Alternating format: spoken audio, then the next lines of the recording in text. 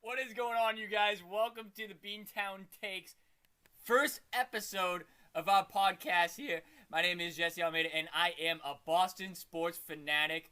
Alongside here with my partner, Michael Coppola. What's going on, guys? And how this is going to go is we're going to start off with some opening takes from the week on Boston sports. We're going to cover something that we saw that was eye-catching for us. You want to start first, or you want me to go first? You can go first. Okay, sounds good. The Bruins this week, they went 2-0-1. But that's pretty good week for them. They got themselves 5 points, and they're right there in the pack with the top teams. That's not what caught my eye this week, the way they played. What caught my eye this week was the last 2 games against the Washington Capitals. Oh my God, what a con job of refereeing that was. I remember back in the day when I was watching games at the Garden in 2011, the Stanley Cup year, in 2012. If that was to happen back then, that Ovechkin hit gut check to Frederick, 5 minutes, major, game misconduct, you're gone. Mm-hmm. Period. Absolutely. Period. Like, he took a direct shot right at Frederick. And what did really Frederick do? Gave him a little tap to the shoulder. And he's like, oh, I'm going to go right for your groin and give you one. How does that feel? Brutal. And then they lose in a shootout. Like, you arguably should have won that game. You should have won that game. You should be 3-0 for the week. 3-0. And then don't get me started with Wilson's hit on Carlo. That was Mark Savard all over again. That was absolutely dirty. All over again.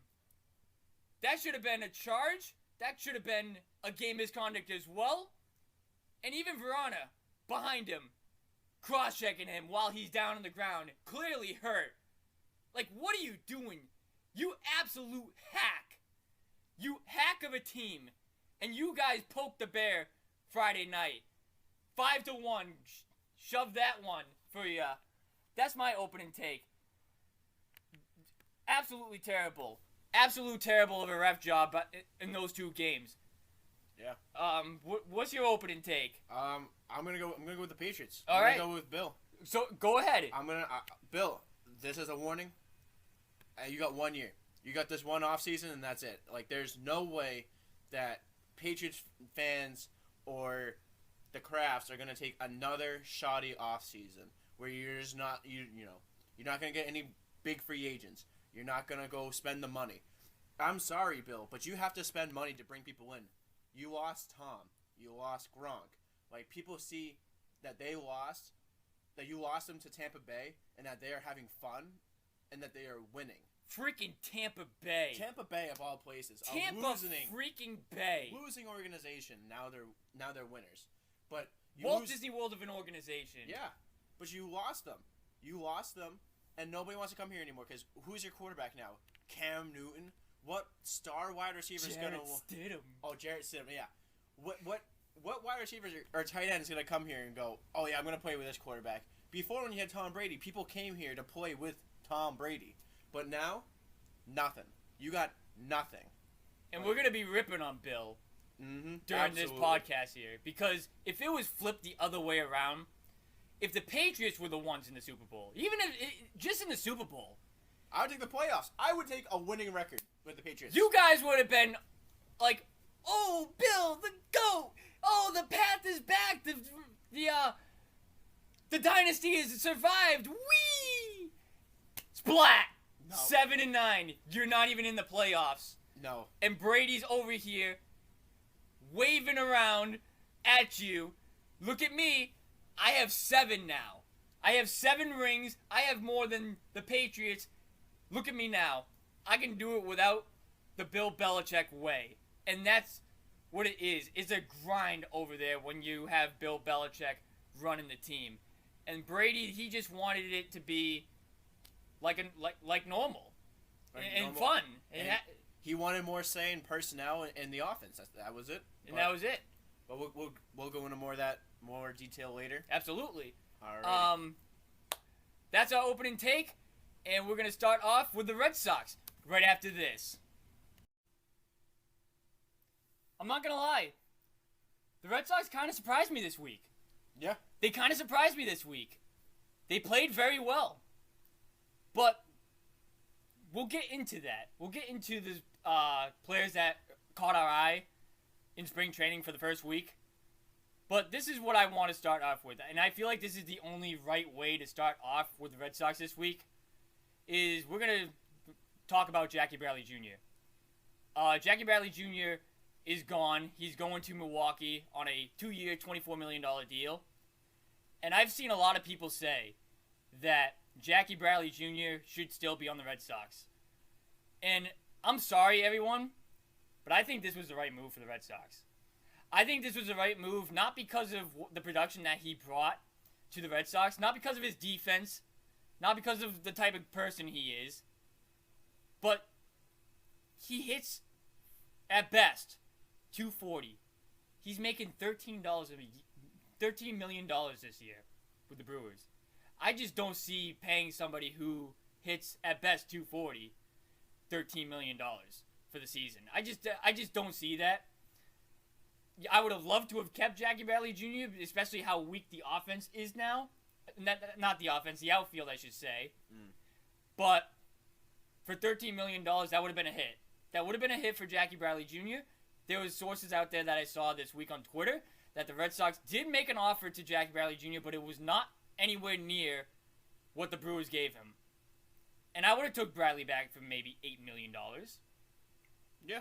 I mean, I would have loved to keep Jackie Bradley here, only for the sole fact of defense, and especially right now with a young outfield with Verdugo, and we'll see what Duran looks like, and Renfroe.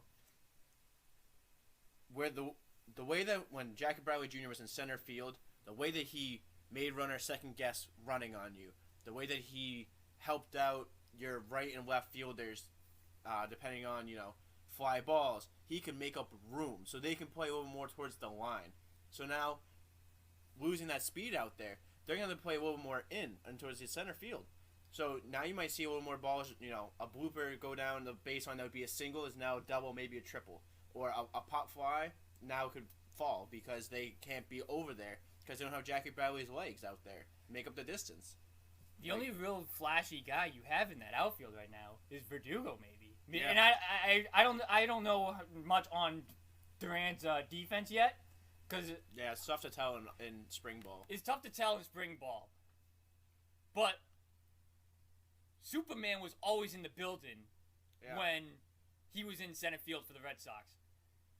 Oh, one of my favorite catches was, I'm sorry, Mike, I know you're a little bit of a Yankee fan, but him robbing Aaron Judge in 2017. Yep.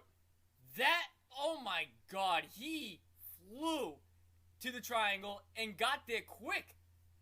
And he leaped right up there. And this one right here was another one of my favorites. This is where you knew he could fly.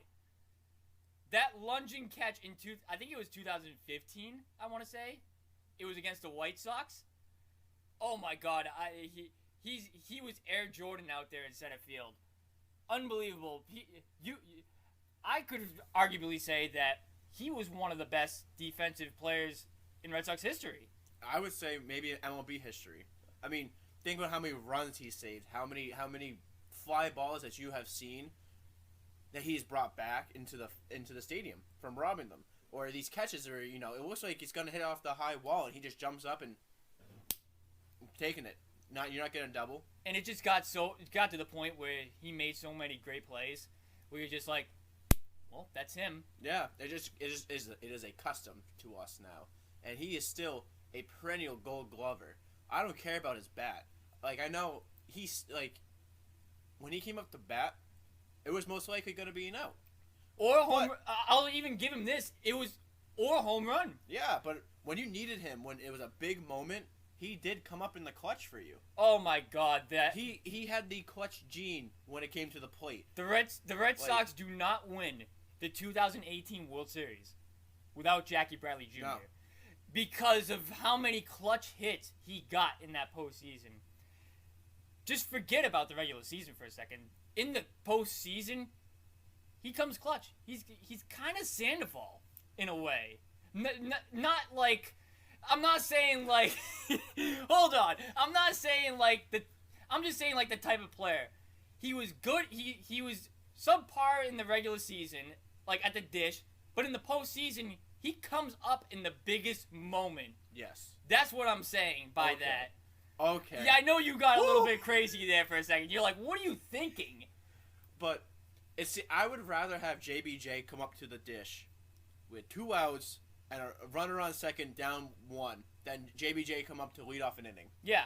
Like, that's what it is. Absolutely. Because when there's a runner on second, he's going to score. Yeah. Like, I don't know how he does it, but when you need a hit, he provides. He delivers. And the outfield, I mean, I know that the Red Sox cap room is about $4.5 million right now, so you can't really, afford the $13 million without going over because for some reason John Henry doesn't want to pay now. I don't know why, but could be waiting on that next offseason. Who knows though? I mean, I just find it ridiculous. He used to be number 1, 2, or 3 depending on the Yankees or Dodgers in spending, and now for some reason you want to be middle of the pack. Like, what is this? Like, I don't know. It's the robot way. After seeing how the Padres have loaded up, the Dodgers have loaded up, the Yankees have loaded up. Yep. You can't compete with either 3 of those teams, so you're not gonna make it.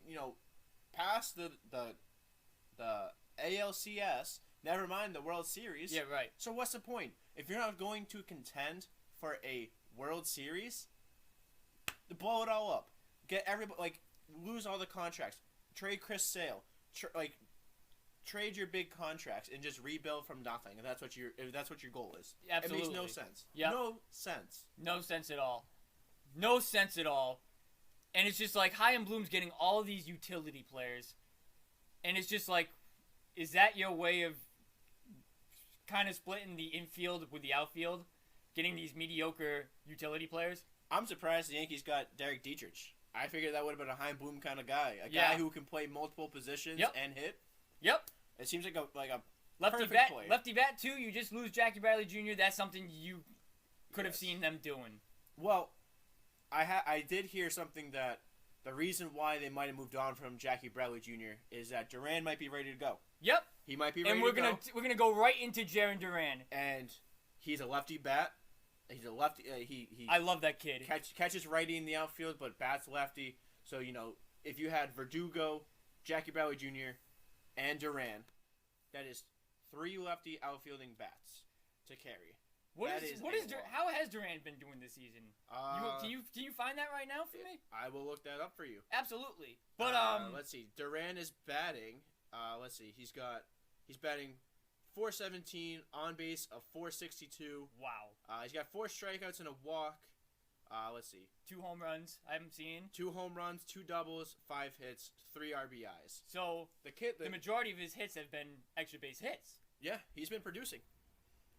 He has been producing, and it doesn't really give you a whole lot on defense, but he can hit. So what? Yeah, they need hitting right now on that team. Oh my God, I've been trying to look at this roster and past Verdugo, Xander, and Rafi.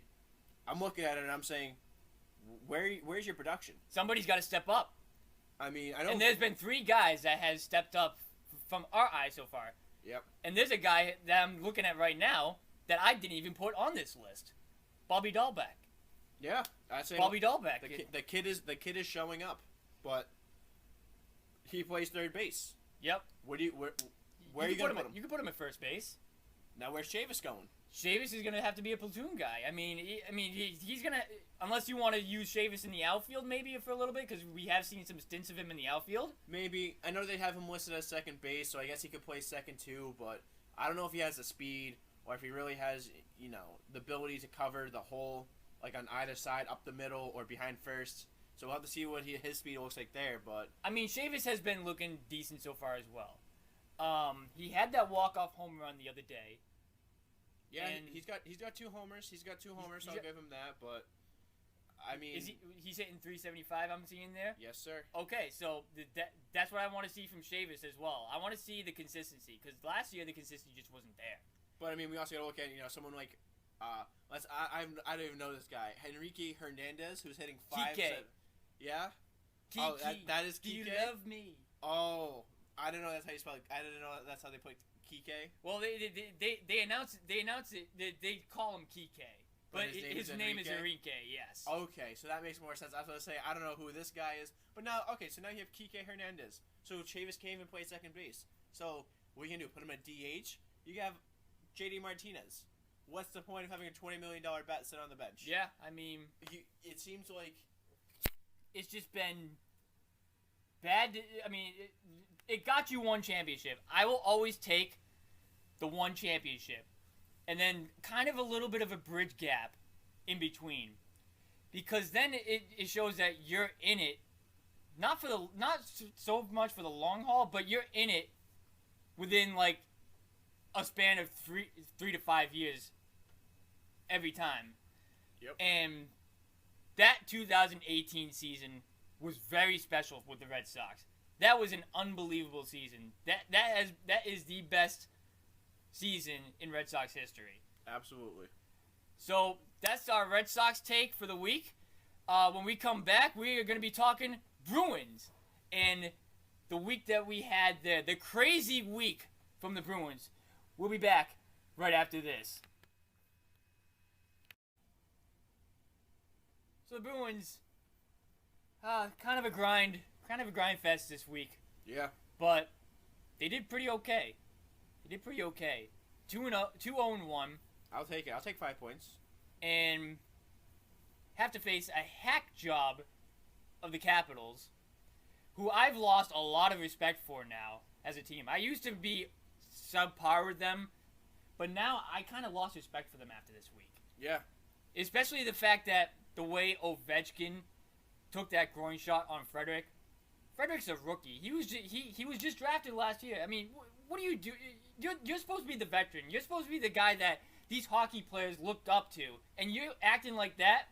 What a hack. I mean, unless, I heard that Frederick might, and be the enforcer, the goon kind of guy that the Bruins have. Yeah, but what did he really do? What did he really do on that? Yeah, a couple of jabs like this. Boom! Right up the groin. How does that feel for you, Frederick? Welcome to the league. Yeah. Like, are you kidding me? What kind of message are you sending on that? Especially since you're Ovechkin. You're supposed to be, it's really Ovechkin, Crosby for the past decade. I mean, obviously McDavid has really blown up as a star, but you're Alexander Ovechkin. You are, top of the top in the NHL. You're supposed to have the class, and it just, this past week just showed that he doesn't have class. it. No. He's just a goon. He's a hack. I mean, yeah, it's just tough it's tough. It's tough because I grew up an Ovechkin fan. I liked Ovi over Crosby. Absolutely. He's somebody who you always had respect for in the league because of how great he was. Yeah. But I lost it this weekend. I lost all that respect this weekend. And the refs are starting to have a little bit of favoritism. They're starting to become like the NBA a little bit. Yeah, absolutely. Yes. Giving him the superstar treatment. You can just go out there and intentionally try and hurt somebody very badly, and they do nothing about it. Nothing.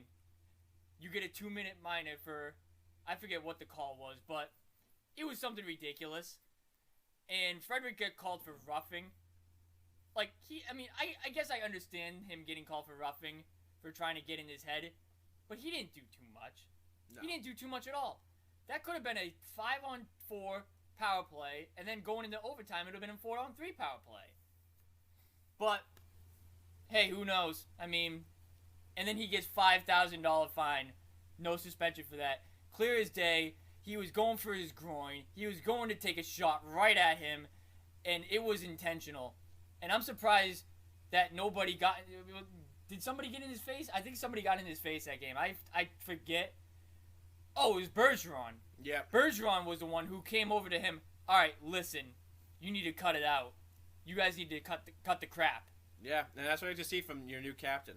So, it is good to see that he is stepping up. I mean, obviously Bergeron's always been that guy for you, but you know, there has to be a veteran that's going to step up to him and tell him to cut the crap. And you can argue that they should have won that game Wednesday night. Yeah, it's close, and I'm pretty sure the guy who scored the shootout goal the next game was the guy who cross-checked Carlo and he was down. Oh, it was Wilson. No, that Wilson. was Veron. Yes, that was Veron. Yes, scored the only shootout goal. That hit from Wilson is Mark Savard all over again. Yeah, I mean, thank God Carlo is recovering. He's doing better, but that hit was dirty. That hit was ridiculous, and that is another one play right there. That should have been a 5-minute game misconduct. You're out of there. Yeah. You're out of there. I hope that Carlo's okay, because this gives me flashbacks of, like we said, Mark Savard, and then another one that it gave me reminders of was Nathan Horton. I was just about to say that. Nathan Horton. I was just about to say that. That was another one that was just as bad, and it was. What happened to Adam Rome? Suspended for the rest of the series. Yeah. He was suspended for the rest of the series. And Nathan Horton came back, but he was just never really the same kind of player. It felt like he was always scared afterwards, but we'll see what Carlo comes back, because Carlo is a big anchor right now on your defense. So I'll give the NHL credit. They kind of stayed consistent with that one. Yeah. They gave him 7 games, which is kind of like what Adam Rome got when he hit Nathan Horton. I would like to see. I wish that they would be able to make suspensions. You're out until as long as he's back. They should. Like, you're gone until he's back, because that's the only fair way. Because Wilson got 7 games. Those 7 games is like what, 2.5 weeks. Maybe. If Carlo is down for a month. That is a month loss. That's a big hit. And I know Wilson isn't a big time player either. He's kind of he's not the best for the Capitals, but the Bruins are losing one of their top liners. Absolutely. And and that new kid who came in and fought Wilson. Oh, I love that guy. Oh my! I love that Jared guy. Let's go. I'm gonna go get a jersey from him. He is now part of the Big Bad Bruins. Yep. Absolutely. He's one of those enforcers, 6'6", kind of intimidating, like you had with Chara. Yeah. Who everybody will be like, all right, I'm not gonna mess with this guy. I'm not gonna mess with the team, because if I do, he's coming after me. Yeah. And I need Nick Ritchie to be like that, like a little bit more too. Yeah. Like he was last year a little bit, like with that roughing penalty in the playoffs, and then he got suspended. I didn't like the call. I didn't like the fact that Ritchie did that. But I need more tough guys like that on this team. You need them. I mean, you can't get soft in this league anymore. No. Because it seems like when everybody is, protecting quarterbacks, receivers in the NFL and the MLB, you can't hit the catcher. NBA, you can't touch a guy or it's a foul. Right. The NHL just seems that, like, it's going to be, whoever, is, like, you want to make a big hit, go for it. We want that. We want that product. Unless if it's somebody who is a big-time player. If it's a big-time player, don't even look at him. Yeah, don't look at him. Don't look at him. You just give him. That's how you give them the superstar treatment. It is. You just don't make that big of a move like that. Like how Ovechkin hit Frederick the other night. You're the veteran. Just back off. Just back off. Yeah. That's it. Nobody has to say anything about you. But the refs, they should be held accountable too. Some of them should be held accountable for letting that go. And it just makes me sick. It makes me sick looking at that picture of Ovechkin right at Frederick every single time. Oh, I felt bad for Frederick seeing that. I really did. Because he did exactly what you want a Bruins player to do. He did exactly what you want a big bad Bruin to do, is get in people's heads. And he almost got him out of the game for that. And that could have changed momentum all over the place. Yeah, that is a huge loss to the Capitals. Huge. And it makes your game plan against the Capitals so much more easier. A whole lot easier if you don't have to worry about where number 8 is on the ice. And another thing, reason why the refs should take responsibility is because they let that second game get out of hand, too. Because if they don't call a major on that Wilson hit, it's free range after that for both teams. Yeah. And then you're gonna look at a call maybe that get called on Bruins that's weak, and you're gonna be like, well, what the heck did he do that Wilson? What the hell did he do that was worse than Wilson? I mean, I would have loved them to pile, to be a big bench clear fight, and it's one of those things like the Stanley Cup in 2011 where it's just 1 million people in the box. Everybody's in the box for 5 minutes, except for 4 scrub players from each team. Just put everybody in the box. I want everybody to fight it out because that is just so dirty that, I would have loved. I don't even care what would have happened to the Bruins if they all got up and started fighting the Capitals, just to protect their guy. And another example of a 5-minute game misconduct is another game that I was at. I was at the Horton game as well in the Stanley Cup. That was, oh my God, my heart dropped when Nathan Horton fell to the ice. It was quiet. It felt like when Gordon Hayward got hurt. The game did not matter after that. But the intensity that the players brought from that after that, I'll never forget. It brought the game back to life, and they played for something after that. And they absolutely dominated the Canucks that game. And then a year later, I wish I had the clip. Marchand is going for the puck. I think it was the third period. I think it was Adam Rome too, if I'm not mistaken. I was at this game too. He's coming up right behind Marchand. Marchand ducks, clips him, and he goes flipping over. And the fans went nuts because Adam Rome got what he deserved. Yep. I don't like wishing injury on people, but when you get a dirty hit, like he did with Horton, you deserve precaution. Yeah, you have to know there's a target on your back. Yep. That these grudges are going to be held. So Tom Wilson, if you better be careful next time you play Boston because somebody's going to be looking for you. Yep. Somebody will, and obviously they're not going to try and make it dirty off the start. And Marchand wasn't trying to hurt Adam Rome at that time. No. But I would just be careful because Rome and then Cook all got what they deserved later on next time they played them. So yeah, they did. Next up will be Celtics, and it's a roller coaster year. Oh. But heading into the All-Star break, yep, they did what they needed to do. We're gonna praise the Celtics and also kind of criticize them a little bit after this break. After some terrible, terrible losses that the Celtics had against the Pelicans, that 24 choke job that they created, that blowout that Atlanta handed, and that Congo that Danilo Gallinari gave them, you came out with 4 straight wins. Yeah. And this week you went 3-0. You did a pretty good job. You're 19-17 now.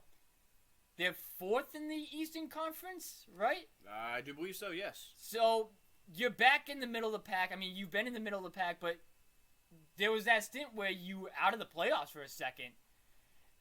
Oh, no, it says they're in 3rd place. Never mind. Yes, 4th place. But some of the games that I watched last week, like that Washington game, and even that Raptor game, oh my God, some of them were tough to watch.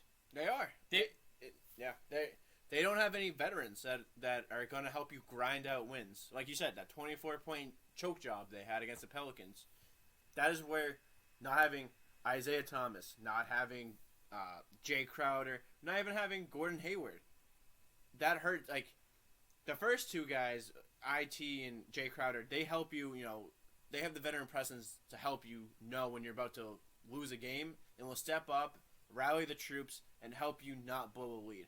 Gordon Hayward is just an extra piece that helps you on offense when you had him, that, you can dish him out to him when your 2 guys are cold. But there's no excuse to blow a 24-point lead against the Pelicans. Because besides Zion Williamson and Brandon Ingram, the Pelicans really have nobody. They have nobody. There's no way you should have lost that game the way you did. And besides Tatum and Brown this year, nobody has really stepped up to their potential. Especially this guy right here, Kemba Walker. Did you see the smile on his face a little while ago when the Celtics choked that New Orleans game? There should be no smile. Like, what are you doing? I mean, come on, Kemba, you're better than that. You're not Kyrie Irving or Kyrie Irving. My God. It makes me wish that Danny kept Terry Rozier over Kemba Walker. Yep. That's what it makes me wish. Kemba, you were brought in, you were paid to be the guy at the point, the 3 option on offense, and you can't score. It seems like he just chucks up shots and they go in, they go in. It's too inconsistent. It is. The playing has been too inconsistent. Like, it seems like there's some nights where he'll shoot 1 for 8 from 3 and just keep shooting. It's why? Pass the ball. Like, it's really... That's something that this team needs to do a lot better of. It's really... They need more ball movement. Like, let's take a look from the 3 games this week. Let's look at this Washington game first at the box score. Tatum had 31 points in this game. I'll wait a second for you to pull it up. But the Celtics need scoring. They need scoring to happen. And there's just none there other than no consistency in scoring other than Tatum and Brown. Do you have it up? Yep, right here. Okay, sounds good. So, against the Wizards, Tatum had 31 points. He went 3 for 10 from 3. And it doesn't show. He went, okay, there it is. He went 12 and 22 from the field. That's a good night. That is what you expect from a superstar. That's a good night. Yep. There was no Jaylen Brown that game, so you needed somebody to step up. But still, it's the Wizards. They're down at the bottom of the list. They were 13 and I think 17 at the time, I think. Yep. Maybe something like that. But they were at the bottom of the list. Jeff Teague, 6 points, 2 for 5 from the field. I need him off the bench to take more. Yeah. Or just not even play him. Brad, don't even play him. Give the minutes to Naismith, because Naismith has been playing decent this year. Yeah, I mean, like you have on that game, you had Kemba Walker 21 points, Daniel Tice 20 points. Daniel Tice scoring 20 points blew my mind. Blows my mind. But you know what? He stepped up and helped you win. Yep. I also think that they don't utilize their centers as well. I know Rob Williams is getting some more time now, so I mean I would love for them to bring out Taco Fall. I don't know why they haven't. He is unguardable. I would like. I'm differently on that. I mean, Taco Fall, he's going to produce his game at some point, and there's going to be a spot for him off the bench, I would think, soon. I would hope so. Because you have no big men that are really elite, nor big body enough to cover these, Giannis, who drives at 6'11", Bam Adebayo, who would just body you. You have nobody that can guard this, and Taco in college was the only one who really could, defend Zion in college. Yep. So, he has the experience to cover these people who are, these elite inside scorers. Let Taco play. What's the worst that can happen if you let Taco play 15 minutes non-junk ball time? Here's the bench production from that game. 4 points from Semi Ojeleye. 3 points from Grant Williams. 6 points from Robert Williams. 6 points from Jeff Teague. And 7 points from Pritchard. Peyton Pritchard. I like Pritchard. I like him too. Yes. I could definitely see him being a key role guy in the coming years. Yeah, he might go down as a steal where you got him. Was it 26? Was 26 where he was drafted? It was. If you hit on his name there, it might pop up. Yeah, 26. 26, yeah. He was your actual pick. Your actual pick. Not anybody else's draft pick that you traded for. He was your actual pick. Yep. And you know what? He might go down as a really at 26. I think Kuzma was 26, but he might end up being a steal. A good role playing steal down there. And by the way, Kemba Walker went 7 for 7. It was 7 for 17, I think I saw. Yep. In that game, and he had 21 points. So he stepped up there a little bit.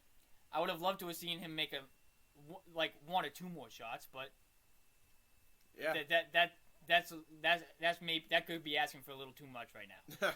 But it shouldn't be when you're paying him all this money, but we'll get there another time. Let's see. Oh, here we go. Kemba Walker against the Raptors. Here's a good example of 4 him. and 11 from the field. 2 for 6 from 3.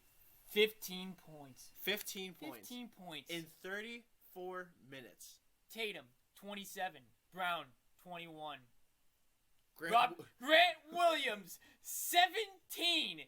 Like, I'm sorry, Kemba. Grant Williams went 3 for 4 from deep. I'm sorry, Kemba. But when you have Grant Williams outscoring you, outshooting you from off the bench, man, you are struggling. You are absolutely struggling. I mean, good for Grant Williams for having that performance. He stepped up for that game. Without him, you don't win. But Kemba, the inconsistency is ridiculous. So now, here's my question. Why is Daniel Tice he's starting, but only plays 7 minutes? In that game, he played 7 minutes. That's it.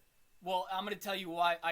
Based off the stats here, I can tell you why. Why? Because of how Robert Williams was playing this game. Yeah. He played 4 for 5. He was 4 for 5. I mean, he doesn't shoot. Why don't you just start Robert Williams? I was just about to get there. Like, trade Daniel Tice. Give Robert Williams his chance. Give Robert Williams his chance. He's deserved it. As you see right here, he had 7 rebounds, 10 points. He had 3 offensive boards. And he had 3 blocks. Daniel Tice in this game, 5 points, 1 rebound, and how many fouls? He had 1 foul. 1 foul. But he has trouble with fouling most of the time when we watch him. I mean, I would like them to keep Tice around just in case if either Williams gets stuck in foul trouble. Daniel Tice is a decent player off the bench. I know you have Tristan Thompson too, who can also play center, but you have to be careful because in this game, Robert Williams had 2, Grant Williams had 3 fouls. So Daniel Tice isn't too bad to have on the bench, but like I said, start Robert Williams. See what happens. And there is going to be moves that I would think the Celtics are going to be making soon to improve this roster. I would hope. I would seriously hope because Danny Ainge has come too complacent with this team. He's too in love with this team, and I don't know why. I can't tell you why. And for the win that they had against the Clippers, you would want to see him do something like that. Some type of move. Yeah. I mean, Brad finally went to his 9-man rotation. We'll probably see him go down to 8 when we hit the playoffs. Maybe Jeff Teague will be cut out of the rotation. But still, here, Kemba, see, the inconsistency. The game against the Clippers this week. Kemba, 8 for 19, 6 from 12 for 3. Led your team with 25 points. What is wrong with him? Like, why can't he just find a rhythm and score? I understand scoring every night is troubling in the NBA because of how bigger, faster these players are.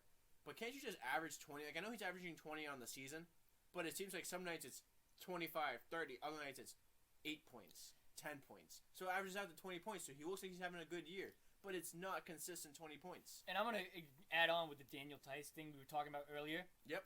2 for 7, 0 for 1 from 3. He had 6 rebounds, only 9 points, 3 fouls. Robert Williams, 8 rebounds, 4 assists, 13 rebounds. He's bringing production off the bench, and that's why he didn't play Daniel Tice that much the next game. Yeah. He gave Robert Williams a shot, and he produced. So before we end this Celtics update, I gotta ask you, who do you see the Celtics going after at this deadline? Because it's coming soon. Who do you see could be a potential out in this team? Who would I like to see them bring in? Yep. Or who do I think they're gonna bring in? 'Cause that's two different points. Okay. Who do I think they're gonna bring in? No one. I think Danny Ainge. God. I think Danny Ainge is in love with this team. Oh my God. I don't see them making a move. I don't see them doing anything. I see. If you ask him up and down this roster, I love that guy. I think he's a really good player for us. I think he will do awesome for us for the rest of the year. We'll see what happens. Oh, God. I think that's what's going to happen. And I'm sorry, Danny Ainge, but this is how you're going to be. Like, I know you're Trader Danny, and you had that one amazing trade with the Nets where you robbed them of their future. And you got so many good players out of it. But unfortunately, right now, Brooklyn's better than you at the moment. They are. They are because Danny can't, like, he's scared to make a move. He's scared to make a move. He's scared to do anything. He's too in love with this process of drafting young guys. Yep. And seeing them develop. Yeah. And okay, so who would I like to see them bring in? Yeah, who would you like to see? Give me a stretch five. Give me someone like Vucevic. Yep. I would, that Gordon Hayward deal, I would have taken Miles Turner straight up for Gordon Hayward. But, hopefully maybe they can bring him in this time around. You need somebody, either you need a 5 or a 1. And I would like a really good, because I would trade Kemba Walker. I would trade Kemba Walker if you're getting a starter quality 1. I would do that in a heartbeat. Like maybe you could find Rozier, because LaMelo Ball stepping up and they have Devontae Graham still down there. Maybe you could get Rozier with a couple firsts. Well, here's what I'm gonna say right now. Blake Griffin got bought out the other day. I would pick up. So what I was gonna say is, if you get Blake Griffin, and you could package a deal with one of your bigs right now, like I'm not touching Robert Williams because of how good he's been playing. Yeah. But if you could package Thompson with somebody get a scorer there. My biggest piece that I would give up is Langford. Yep. I'm not selling the kid. You have way too many of these wing scorers, and Tatum and Brown, and now you have Naismith, who we'll see what happens with him. You have Ojale, who can be out there. You need somebody different than just a wing scorer. Like you have Marcus Smart, who's apparently not a wing scorer. Apparently the Celtics are in on Jeremy Grant from Detroit, so that's a scorer from the wing you could get right there. You have off the bench too. Way too many. I would have loved to see them get Miles Turner and Doug McDermott in this offseason for Gordon Hayward. I know that was the original deal, but for some reason Danny wanted Oladipo, and he didn't want to give up any picks for Sabonis. Yeah, like you're not going to get them. Those are all-star players. Yep. Miles Turner, and give me Doug McDermott. Doug McDermott is a 3-and-D player who can play the wing and does not need the ball. He's okay not having the ball in his hand 24/7. It seems like everybody he brings in wants the ball in their hand. Kyrie Irving, Gordon Hayward. Yep. Why? Why do you need to have a person who wants to be a ball-dominant kind of player on your team? You have Tatum, you have Brown, you have those corner pieces that should have the ball in the clutch time. Andre Drummond should be expected to be bought out too from the Cleveland Cavaliers. I would take Drummond. I would take Blake Griffin. I would bring IT home. Absolutely. IT phone home. IT phone home. Absolutely. That's it. I mean, it's just there has time. To be something. There has to be something. I think it's time. Bill Belichick up next, right after this.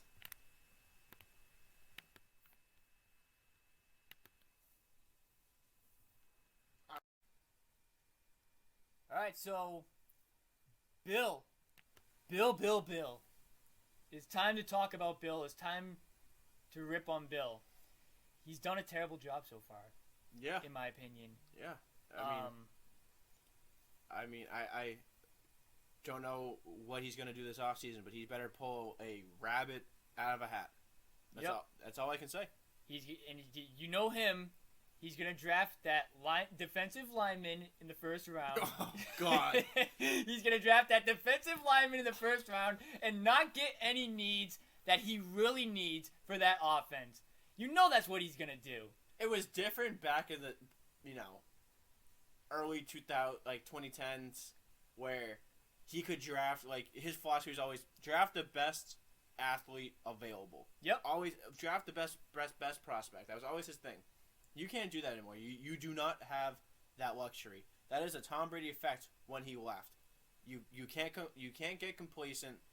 You need to fill the holes that you have on your team because there are too many of them and they're too big in important positions. Yep. It is disgusting. And who do you think is going to be quarterback this year? Is Cam Newton coming back? Is it going to be Jarrett Stidham? what's going to happen with the Patriots on that one. I would love Stidham to get some more time. Really? I would like to see what Stidham looks like going into camp as QB1 if you're bringing back Stidham and Newton. If you're going to get a new quarterback, different story. I think he should get a new quarterback. I think so, too. I don't think they have the guy in the system, but for some reason they feel like they do. It depends on what you're looking at. If you're looking for like a real QB that's really going to let you boost you up, Jimmy G, they talked that they were linked to him. I wouldn't get Jimmy G. I think he's too injury prone. He is. Maybe you could do a deal with him, like, you start with Carson Wentz, where it's a second rounder, but could be a first rounder if he plays. Well, Carson Wentz went to Indianapolis. Yes. So, but I'm saying, like, okay. Indianapolis gave up a second round pick that could conditionally become a first rounder. Yep. If he plays 75% of the games, or 70%, and they made the playoffs. Yep. Something like that. Yep. I could see them maybe doing something like that for Jimmy G. Marcus Mariota is another name that I like, but his salary goes from $10 million as a backup to $21. That's a lot. That's a lot. If he becomes a starter, I know it says if he plays 70% of the team snaps, he makes $21 guaranteed. That is a lot and a unproven player. Yep. Marcus Mariota. Other than that, there's no real quarterbacks that are might be cheap for you to get out on the market. I feel like you have to pay for him. I really feel like you have to pay the price to get the guy that you want. That's what I feel like you have to do. At least. And because there's just nothing for you right now. And for me, my guy, Deshaun Watson. I mean, you're going to have to give up a lot for him. You are going to have to give up a lot for him, but he's only 25. He's shown some flashes with the Texans. And if you get that guy some weapons, along with what you have already in the front, I think that could work out very well. I don't know what you think, but I think I would love Deshaun Watson. I think he's a great player. I think he is a generational quarterback. But I think that Houston is too in love with him, and after losing DeAndre Hopkins and now J.J. Watt, I don't think they're going to go for it. I don't think they're going to give him up. Unfortunately, it feels like he's going to be stuck there in Houston. And that's just terrible. It is. Because if I'm Houston, I'd be thinking he deserves better than this. He does. I understand, he's our player and everything. Like, he signed a contract with us. But the poor kid, when he was drafted, he signed the contract. It felt like you were, building a team around him. And then you sold off his best receiver. You sold off, your best defensive player. You're not building a team around him. And you got a coach that he didn't even want. Like, if you're at least going to, keep him there, get a coach that he wants. Whether it was, I think he wanted Saleh, who went to the Jets, or, what's the guy from the Chiefs there? The offensive coordinator there. It's blanking on his name. Eric something. He used to be a football player, too. Eric Fisher? No. BME, or, I'm blanking on how to pronounce his last name. I don't want to butcher it. But anyways, he wanted those two coaches. What did they get? The defensive backs coach from the Ravens. Ha! What, like? Ha! It feels like Deshaun Watson. They're not moving him. I would give up somewhere around 5 first-round picks for him, only because if you can keep him here, you're guaranteed at least 5 years out of you're guaranteed I think 3 or 4 years with his contract. Yep. You could probably re-sign him for another couple, so you're guaranteed at least that. Yep. And Bill sucks at drafting in the first round. Oh my God, Bill has absolutely tore this team apart. In the first round. And the face says it all, literally. Yes. The first round picks, I think I've seen. I think my grandmother could probably pick better in the first round than Bill Belichick in the first round. I'll give him credit. The late rounds, awesome. First round, second round. I can't. No. You picked Isaiah Wynn and Sony Michel when Lamar Jackson was available. And imagine giving up a guy like Tom Brady. I mean, I understand he's 43. I understand all of that, but for how much that guy has done for your organization, he literally made the New England Patriots, yeah. and that's what this year has shown too. Brady is the Brady way in New England. It's not the Bill Belichick way. It's not that Patriot way that everybody was thinking. It was Tom Brady. It was the Tom Brady effect. Just like it is with the LeBron James effect in the NBA. Yes. When LeBron goes to a team, you are immediately a title contender. And everybody wants to play for you. And everybody wants to come play for you. Now, nothing. You've nothing to show for. And you go 7-9 trying to do your Patriot way? Unacceptable. Absolutely unacceptable. And I am blown away at I find it funny the people who make the argument that Michael Jordan is the greatest of all time in basketball, and you think Tom Brady is the greatest of all time in the NFL. There's no you have to say LeBron. Because he went to a losing organization and made them immediately win a championship, and LeBron did that when he went back to Cleveland. Cleveland had 4 number 1 overall picks in it. They had two. They had in a Kyrie row. Irving, Anthony Bennett, Andrew Wiggins. 3 first-round picks in 4 years. When he left for those 4 years. Yep. Came back, brought him straight to the championship 4 years in a row. Should have won the championship. Should have. But so that's my comparison to that. It's just Tom Brady. Losing Tom Brady is an EO thing with Bill. As a sour spot for Bill. Whatever. Moving on from that. How do we move on from that to this team that we have now? You need to re-sign some players, restructure some players, and there are some people that you just can't be in love with anymore. And there's a lot of free agents that are out that are like that, like Kyle Van Noy. Hopefully Bill doesn't get nostalgic and bring Kyle Van Noy back. We'll see what happens, But some people that you need to re-sign, if you want to stay good, J.C. Jackson. Yep. Your number 1 cornerback. He had 9 interceptions last year for you.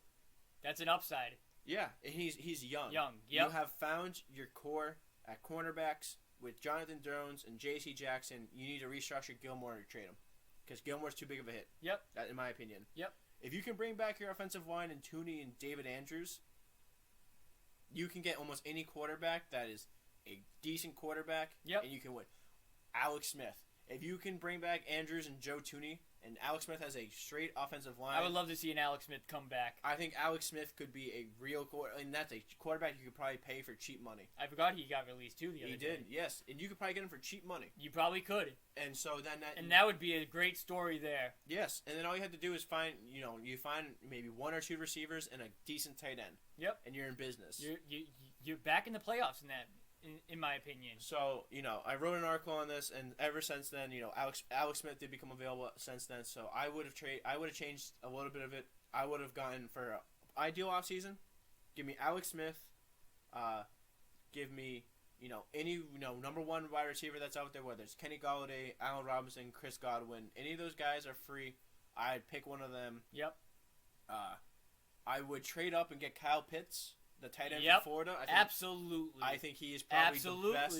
He's probably the number 1, number 2, and number 3 best athletic prospect in this draft between Trevor Lawrence, Penei Sewell, and Devontae Smith. Kyle Pitts is right up there with him. He's a 6'4" tight end that is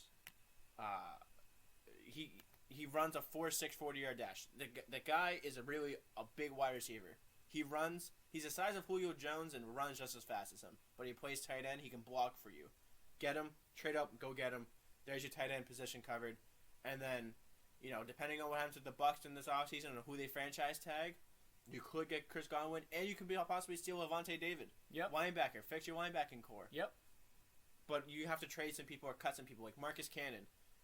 He's coming back off of the COVID list or the COVID exempt team there. $9 million as a backup tackle. Yeah, that Dante Hightower, $15 million as a 32-year-old linebacker.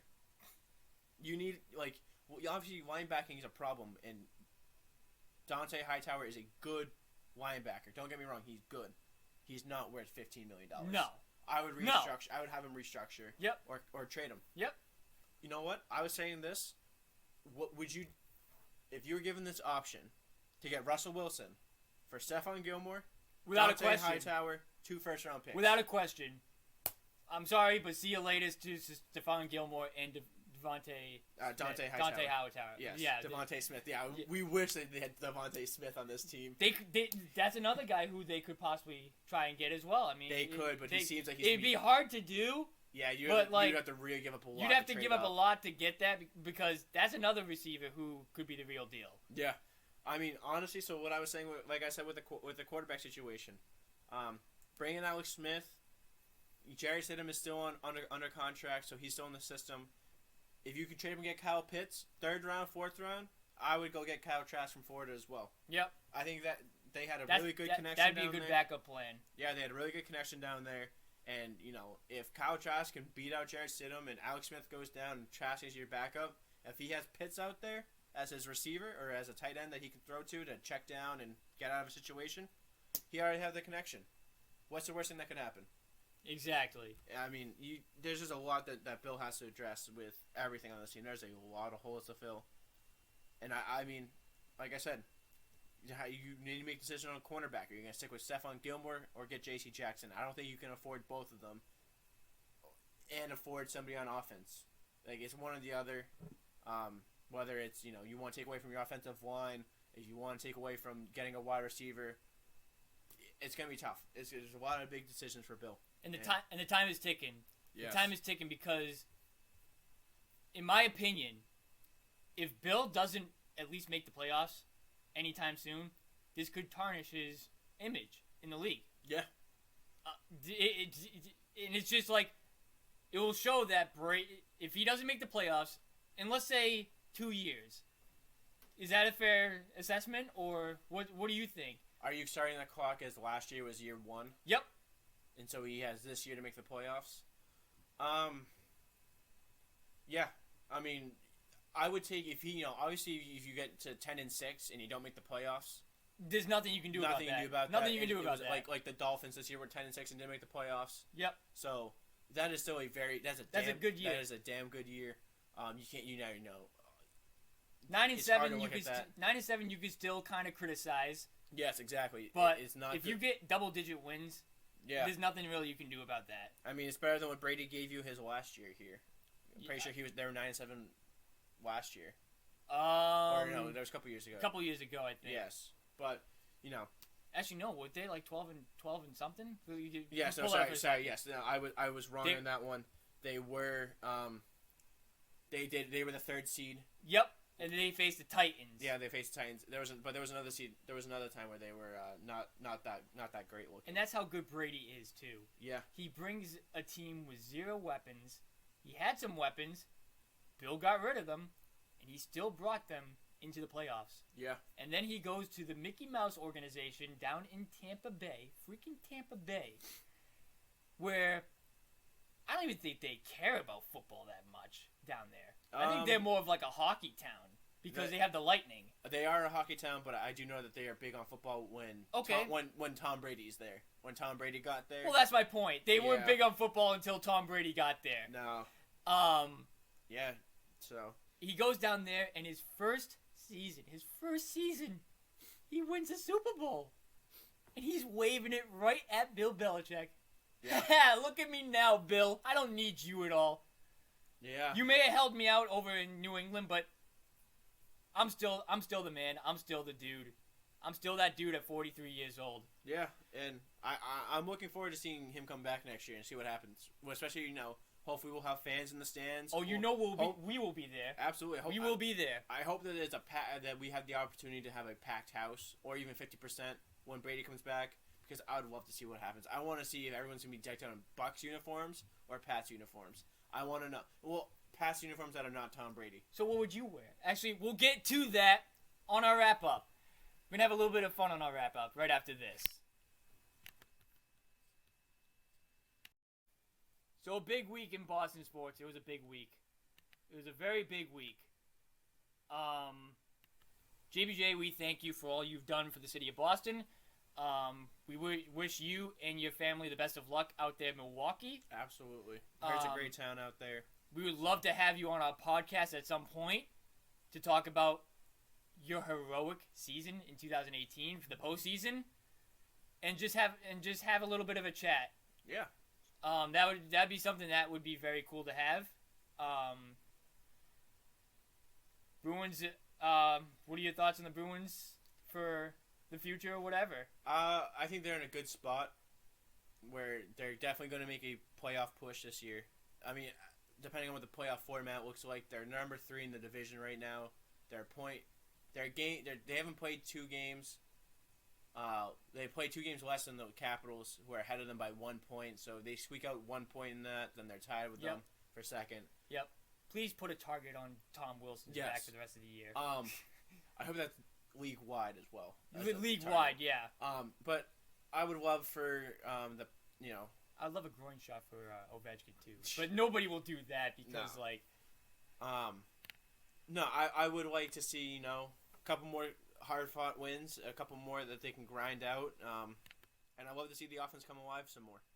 Yep, and I would love to see them knock out the Capitals in the playoffs. Yeah. At some point, and trade deadline's coming for that too. We'll be talking about that at some point. Yeah. Celtics, just keep playing like you have been. I mean, I would love to see a lot more production coming from the Celtics. But they've been playing pretty decent. Trader Danny, let's go. Let's get on that phone. Yeah. Where's the touch? We need that. We need a little bit of that magic. Yeah, you can't be in love with these first-round picks, especially your picks, because your picks are going to be in the high 20s. You're not going to get anybody good in the high 20s. I don't want to see you guys get pummeled by Kyrie Irving in the postseason. I just don't want to see that. Or even Philly. I just don't like Embiid the way he's been playing and how soft he's been this year. Oh.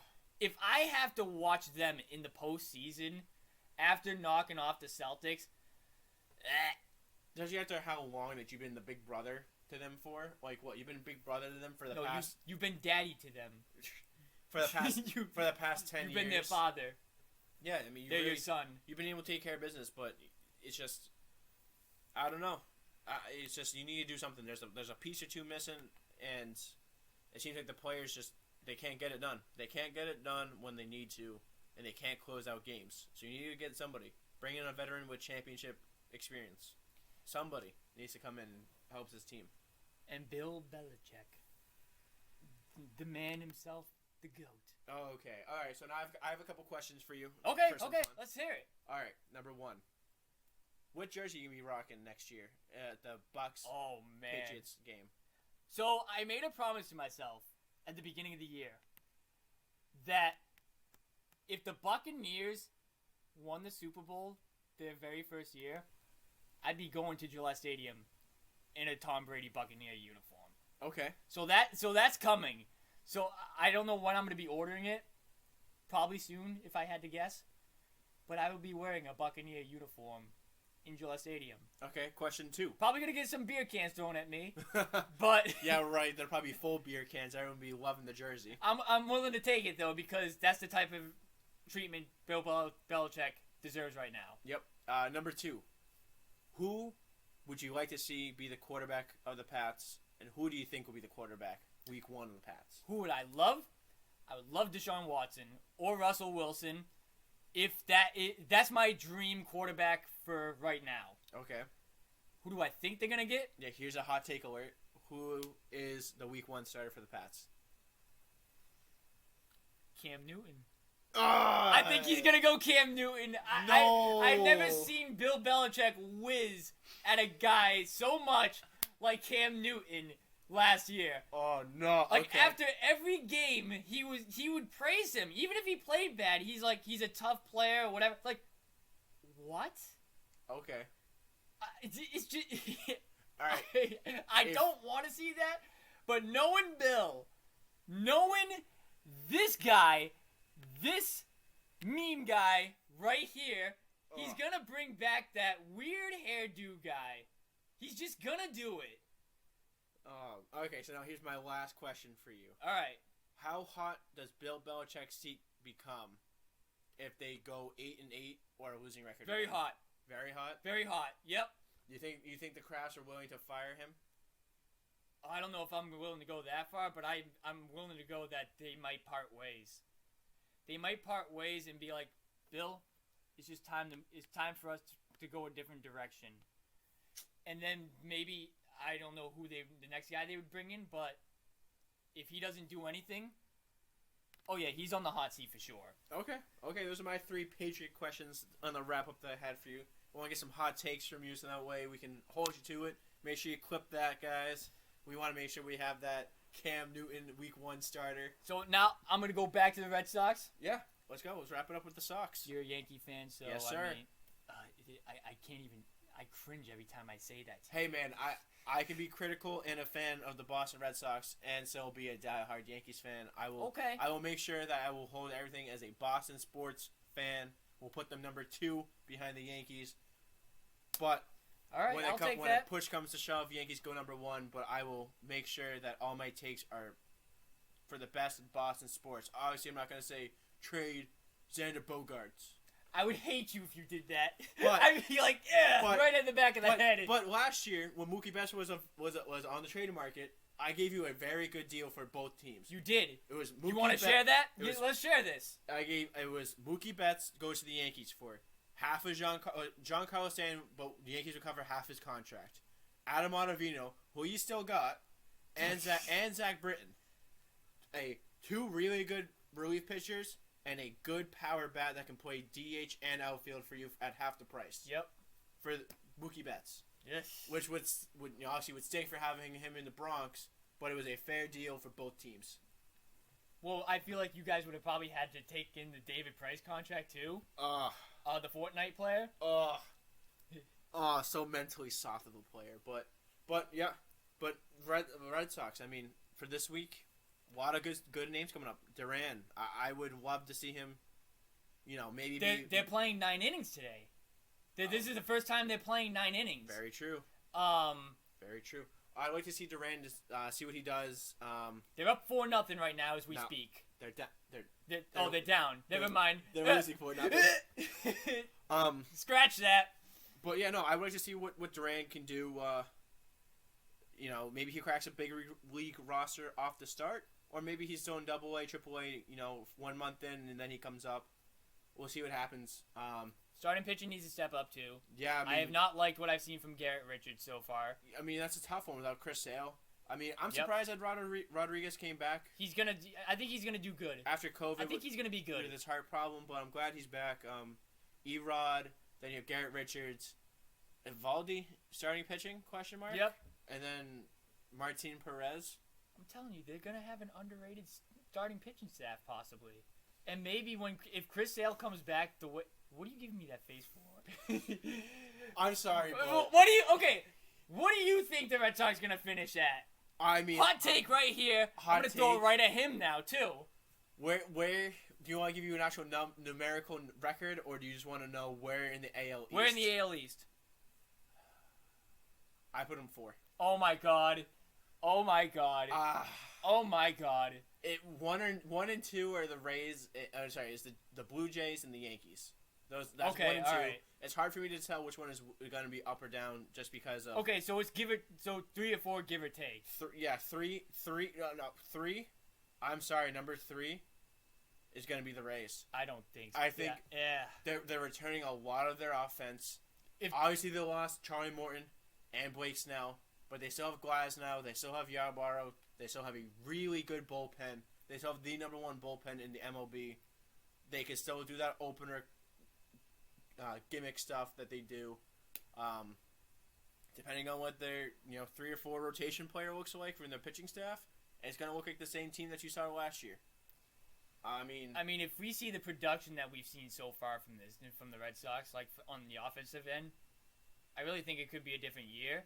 Yeah. But at the same time, JD needs to be better. JD, yes, 100% needs to be better. And the starting pitching's got to be better too. And I think I like this bullpen the best since 2018. But you made no upgrades except for you got Ottavino. You got that dude from Japan as well. Oh yeah. Okay. Yeah. Okay. So you did make 2 moves there, but you still lost. I mean, after that, you have what? Barnes. You have Barnes, Ottavino, and you have that new Japan okay, guy. but I'm saying after that, who else? You lost Walden or Waldo. He's Where's Waldo? He did not get cleared, I mean, he cleared the waivers, so he's now down in Pawtucket. So there could be some hope of him coming up. And then you lost Workman in the trade last year, and who was the other one that just left too? There was another one that you could run Pavita as a bullpen guy too. Okay, yeah. And then you could have Hohawk as the starter. Yeah, I mean we'll have to see what happens, but I would like. I think they missed out on the. And now you're wrong. The Red Sox are now tied, actually, so they're not losing anymore. My bad. My computer finally updated. But I would have loved to see them get the guy, the Twins pitcher just went to the Houston.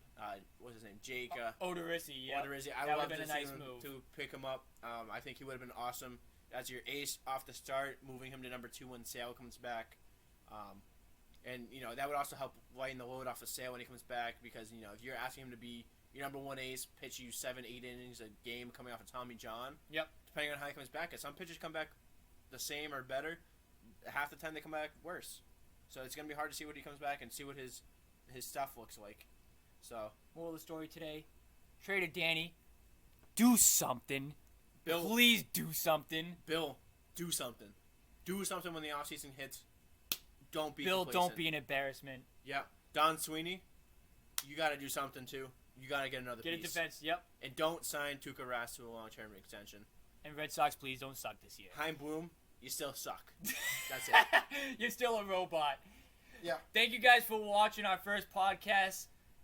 Next week we will be doing something similar. If you guys want to be a part of our podcast, there's a contact on our website. Contact us. Send us an email. Send us an email with the message that you want to give. And until next time, it's been Jesse. It's been Mike. And we'll see you next time. See you later.